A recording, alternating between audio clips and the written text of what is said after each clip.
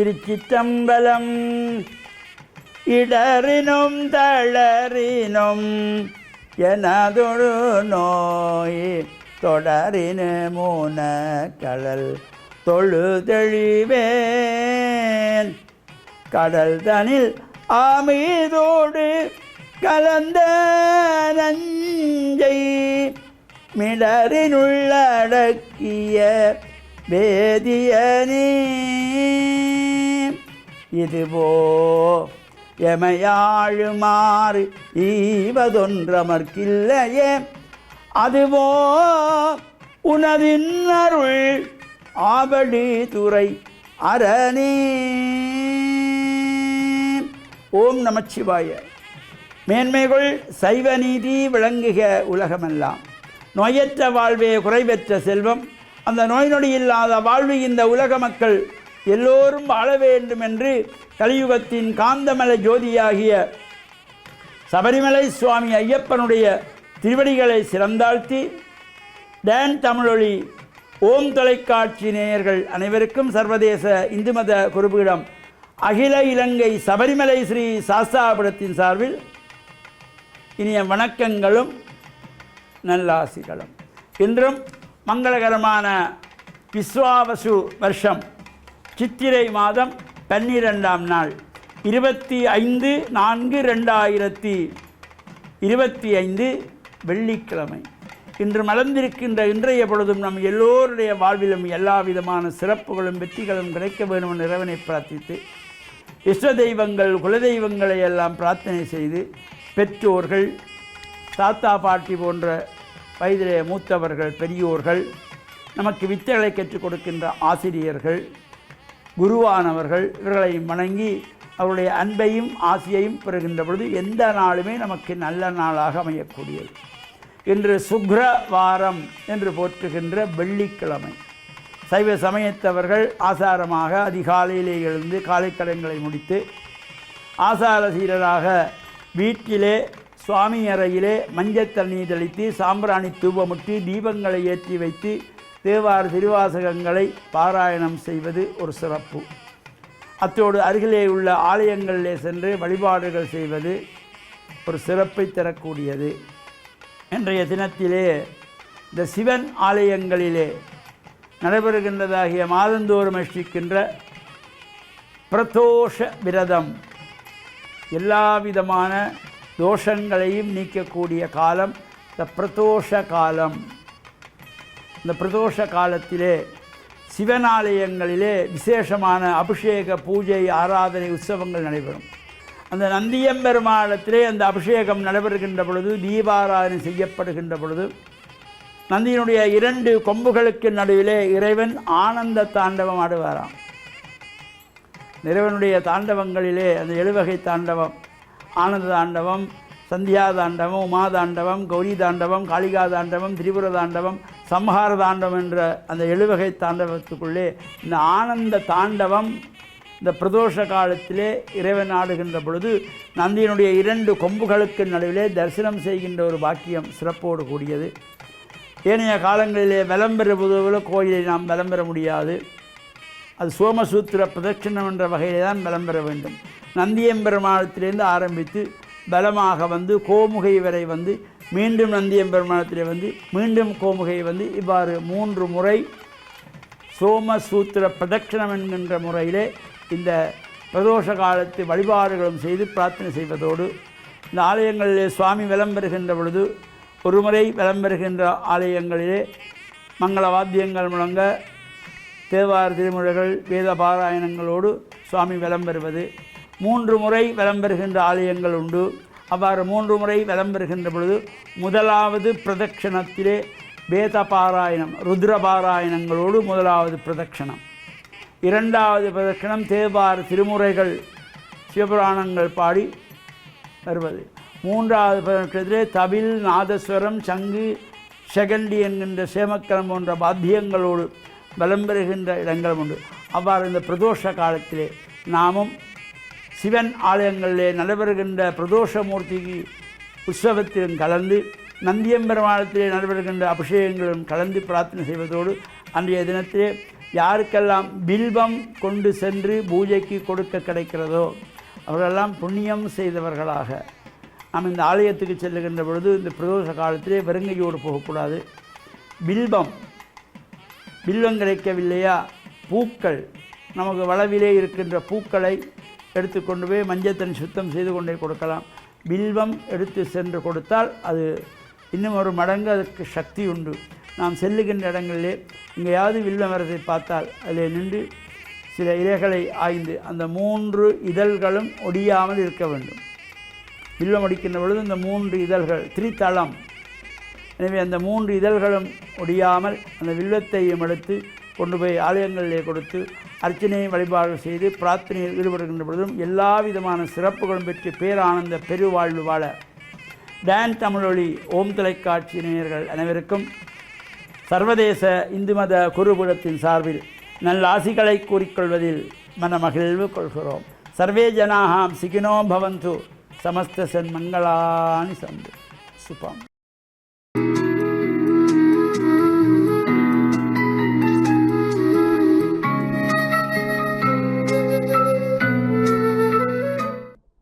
இறை இயேசுவில் என் அன்பு நெஞ்சங்களே, கிறிஸ்தவ நற்சிந்தனை வேளையில் உங்களை சந்திப்பதிலே எனக்கு மிக்க மகிழ்ச்சி.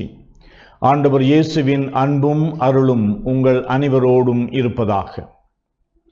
உங்களுடைய குடும்ப வாழ்விலே குடும்ப பொறுப்புகளை தந்தை, தாய், பிள்ளைகள் என்ற நிலையிலே இருந்து அவற்றை நாங்கள் ஒருவருக்கு ஒருவர் உதவி செய்கின்றவர்களாக, ஒருவரோடு ஒருவர் இணைந்து செயலாற்றுகின்றவர்களாக இருக்கின்றோம்.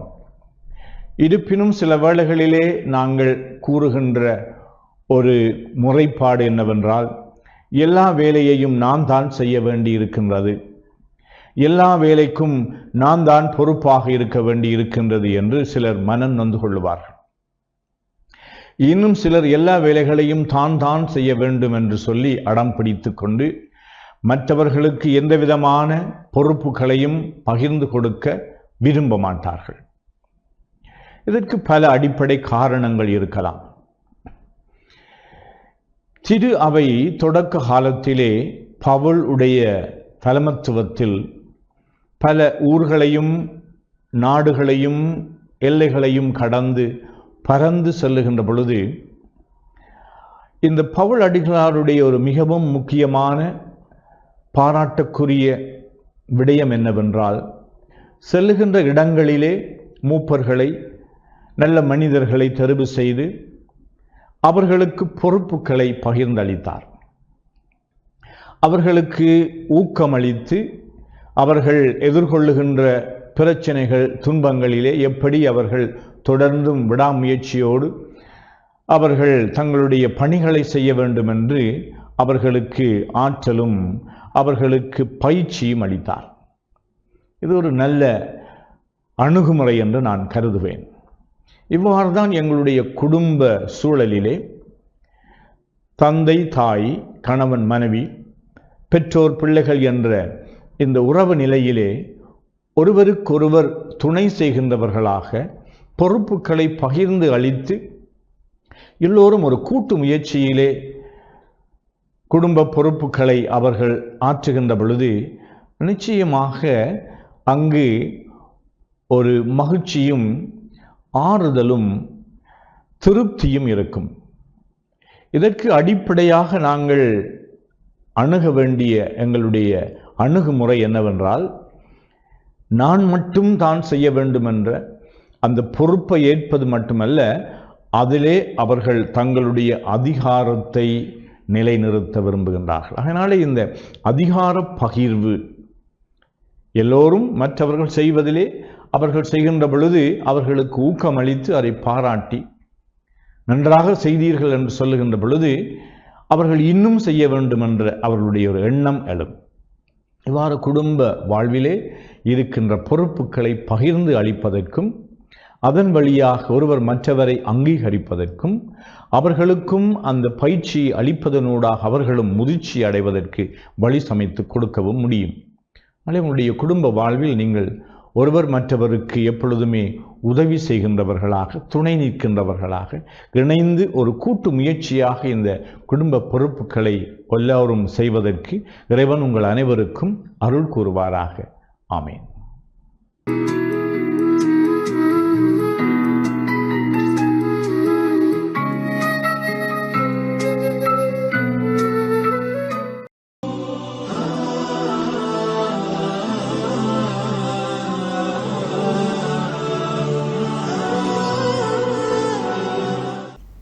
அஸ்ஸலாமு அலைக்கும் வரஹ்மத்துல்லாஹி வபரகாத்துஹு. அன்பின் ஈமானிய உறவுகளே, இந்த நேரத்தில் நாங்கள் எங்கள் எல்லோருக்கும் ஒரு முன்மாதிரியாக திகழ்ந்த நபித்தோழர்கள் ஒருவனான அப்துல்லா பின் ஹுதாஃபா ரலியல்லாஹுடைய வரலாற்றை பற்றி உங்களுக்கு ஒரு சிறு வரலாற்று சம்பவத்தை கூறலாமின் ஆசைப்படுகின்றேன். அதாவது, இந்த அப்துல்லா பின் ஹுதாஃபா ரலியல்லாஹு அவர்கள் காஃபிராக இருந்து இஸ்லாத்தை ஏற்றுக்கொள்கின்றார்கள். இவர்கள் இஸ்லாத்தை ஏற்றதன் காரணமாக காஃபிர் அரசாங்கத்தால் சிறைபிடிக்கப்படுகின்றார். ரோம அரசர்கள், பாரசீக அரசர்கள் இந்த அப்துல்லா பின் ஹுதாஃபா அவர்களை சிறைபிடிக்கின்றார்கள். அந்த நேரம் இந்த ரோம அரசன் சொல்கின்றான், ஹுதாஃபா, நீ இஸ்லாத்தை விட்டுவிடு, உனக்கு என்னுடைய மகளை திருமணம் செய்து தருகின்றேன். அன்பான உறவுகளை யோசித்து பாருங்கள். ஒரு இளவரசனுடைய மகளை திருமணம் செய்தால் என்ன பட்டம் கிடைக்கும்? ஆனால் இந்த அப்துல்லா பின் ஹுதாஃபா ரலியல்லாஹு அவர்கள் முடியாது என்று சொல்லிவிடுகின்றார். உடனே அரசன் சொல்கின்றான், ஹுதாஃபா, நீ இந்த இஸ்லாத்தை விட்டுவிடு, இந்த நாட்டினுடைய அரசனாக உன்னை நியமிக்கின்றேன். சுபஹானல்லாஹ், யோசித்து பாருங்கள். அந்த அரசன் பட்டம் கிடைத்தாலும் சரி, எனக்கு இந்த இஸ்லாத்தை விட்டுவிட முடியாது என்று ஹுதாஃபா அவர்கள் முடியாது என்று சொல்லிவிடுகின்றார். உடனே அரசன் சொல்கின்றான், ஹுதாஃபா, நீ ஆசையால் மயங்கவில்லை. அந்த நேரம் ஹுதாஃபா ரலியல்லாஹு அவர்கள் பார்த்து கொண்டிருக்கின்றார்கள். அவர்களுக்கு முன்னால் 2 சிறை கைதிகள் பிடிக்கப்படுகின்றார்கள். பிடிக்கப்பட்டு அருகிலே பார்க்கின்றார்கள், ஒரு வெந்நீர் பாத்திரம் கொதித்து கொண்டிருக்கின்றது. அந்த நேரம் சுடுநீரால் கொதித்து கொண்டிருக்கக்கூடிய அந்த பாத்திரத்திலே அந்த காவலாளிகள் 2 சிறை கைதிகளையும் அப்படியே போடுகின்றார்கள். அந்த சுடுநீரிலே போட்டவுடன் நாங்கள் யோசித்து பார்க்க வேண்டும். எங்களுடைய உடம்பிலே சிறியோரோ நெருப்பு காயம் ஏற்பட்டால் எங்களால் தாங்க முடியாது. ஆனால் அந்த 2 காவலாளிகளையும் அப்படியே போடக்கூடிய நேரம் கைகள் வேறாக பிரிகின்றது, கால்கள் வேறாக பிரிகின்றது. அந்த 2 மனிதர்களுடைய உடம்பும் வெவ்வேறாக பொசுங்கி பிரியக்கூடிய நேரம் அந்த பாத்திரம் முழுவதும் இரத்த கரையாக மாறுகின்றது. ஆனால் ஹுதாஃபா அவர்கள் அந்த நேரத்திலே கண்களுண்டாக பார்த்து கொண்டிருக்கின்றார்கள். இந்த நேரம் அரசன் சொல்கின்றான், ஹுதாஃபா, நீ இஸ்லாத்தை விட்டுவிடவில்லை என்றால் உனக்கும் இதே நிலைமைதான். ஹுதாஃபா அவர்கள் சொன்னார்கள், அரசனே, என்னுடைய உயிரை வேண்டுமானால் நீ கைப்பற்றலாம், ஆனால் என்னுடைய ஈமானை நீ எதுவும் செய்ய முடியாது. உன்னுடைய மரணத்திற்கு என்னுடைய ஈமான் அஞ்சாது என்று சொன்னவுடன் ஹுதாஃபா அவர்களை பார்த்து அரசன் சொல்கின்றான், ஹுதாஃபா, உனக்கு ஒரு நாள் அவகாசம் தருகின்றேன். நாளைய தினம் இதே நேரத்திலே நீ இஸ்லாத்தை விட்டுவிட்டு என்னுடைய கிறிஸ்தவ மதத்தை நீ ஏற்றுக்கொள்ளாவிட்டால் உனக்கும் இதே நிலைமைதான் என்று சொல்லிவிடுகின்றான். அந்த சபை கலைகின்றது. மறுநாள் வருகின்றது. அந்த நேரம் அடுத்த நாள் அந்த சபை ஒன்று கூடுகின்றது. ஆனால் அந்த ஹுதாஃபா ரலியல்லாஹு அவர்கள் கொண்ட கொள்கையிலே உறுதியாக இருக்கின்றார்கள். என்னுடைய உயிரை போனாலும் இந்த இஸ்லாத்தை நான் ஒருபோதுமே விட்டுவிட மாட்டேன். என்னுடைய உயிரை இவன் கைப்பற்றினால் கைப்பற்றட்டும், ஆனால் இந்த இஸ்லாத்தை விட்டு நான் மாற மாட்டேன் என்ற கொண்ட கொள்கையிலே உறுதியாக இருக்கின்றார்கள். இந்த நேரத்திலே ஹுதாஃபாவை அந்த அரசன் அழைக்கின்றான். ஹுதாஃபா அவர்கள் கொண்ட கொள்கையிலே உறுதியாக இருக்கின்றார்கள். உடனே அந்த அரசன் கோவப்பட்டு உடனே அந்த ஹுதாஃபா அவர்களை சிறைப்பிடிக்குமாறு கட்டளையிட்டு அந்த நேரம் ஹுதாஃபா ரலியல்லாஹு அவர்கள் அப்படியே கழுமரத்தில் ஏற்றப்படுகின்றார்கள். தலைகீழாக தொங்கிவிடப்படுகின்றார்கள். கண்களுக்கு முன்னால் அந்த காட்சியை கொண்டு வந்து பாருங்கள்.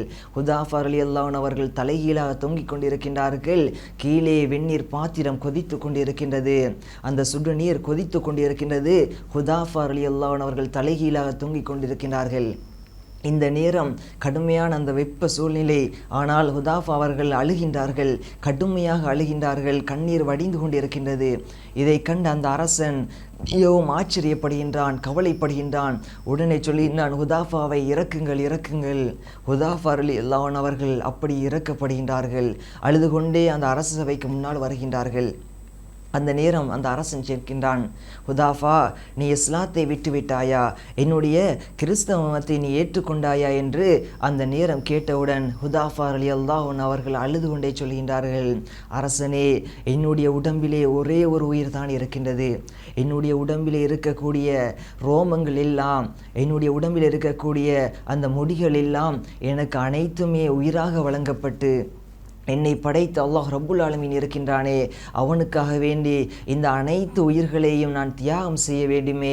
இப்பொழுது நீ என்னுடைய உயிரை எடுத்துவிட்டால் என்னிடத்திலே வேறு உயிர்கள் இல்லையே, அதற்காகத்தான் நான் அழுது கொண்டிருக்கின்றேன் என்று சொன்னவுடன் ஹுதாஃபா ரலியல்லாஹு அன்ஹு அவர்களை பார்த்து அரசன் சொல்கின்றான், ஹுதாஃபா, என்னுடைய நெற்றியிலே முத்தமிட உன்னை விடுதலை செய்கின்றேன். ஹுதாஃபா ரலியல்லாஹு அன்ஹு அவர்கள் ஆசையால் முத்தமிடுகின்றார்கள். ஹுதாஃபா ரலியல்லாஹு அன்ஹு அவர்கள் விடுதலை செய்யப்படுகின்றார்கள். அன்பின் உறவுகளே, நாங்கள் யோசிக்க வேண்டும், இந்த அளவு அந்த இறையச்சம், இஸ்லாத்திற்காக என்னுடைய உயிரே போனாலும் அந்த கொண்ட கொள்கையிலே நான் உறுதியாக இருப்பேன், ஒருபோதும் நான் இஸ்லாத்தை விட்டுவிட மாட்டேன் என்ற அந்த கொள்கையிலே உறுதியாக இருந்த அந்த ஹுதாஃபா அவர்களை போன்று எங்களுடைய உள்ளத்திலே அந்த இறையச்சம் இருக்கின்றதா? நாங்கள் ஒவ்வொருவரும் இந்த உலகத்தை தான் ஆசையாக வாழ்ந்து கொண்டிருக்கின்றோம். உலகம்தான் எங்களுடைய நிரந்தரமான உலகம் என்று வாழ்ந்து கொண்டிருக்கின்றோம். நிரந்தரமான சுவர்க்கம், அந்த சுவர்க்க உலகம் இருக்கின்றது. அந்த உலகத்தை நோக்கி பயணிக்க வேண்டும்.